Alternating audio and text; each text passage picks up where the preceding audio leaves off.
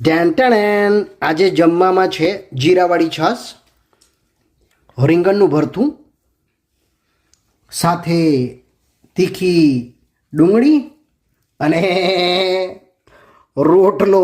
હવે રોટલામાં છે ને ઘી ઓછું છે તો મારા વાલા મને એવું લાગે છે મારે થોડું ઘી વધારે લેવું જોઈએ.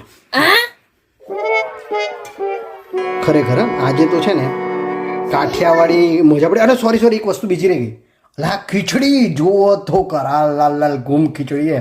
આ મારી ડોટરની છે ને ફેવરેટ ખીચડી છે. તો મારા વાલા જમવાનું રેડી છે. જેને જેને જમવું હોય ને આવી જાઓ.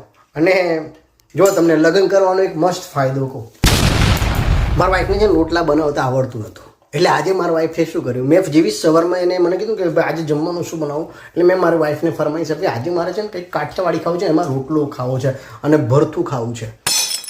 વાઈફે સીધો જ છે ને બેનને ફોન લગાવ્યો અને બેને છે ને પછી એને રેસીપી આપી અને પહેલી જ વાર રોટલો બનાવ્યો. જો પહેલી વાર રોટલો જે બનાવ્યો એમાં એક વસ્તુ તમારે જોવા જેવી. જો પહેલી વાર રોટલો બનાવ્યો તોય તમે જો કેટલો બધો પ્રેમ કરે. હાર્ટવાળો રોટલો બન્યો યાર, કેવું પડે. એટલે જ કહું છું જેટલા વઢાવો તે જલ્દીથી પૈણી જાઓ તો રોટલા ભરતું છાશ અને ડુંગળી ખાવા મળે અને સાથે સાથે વઘારેલી ખીચડી બનો.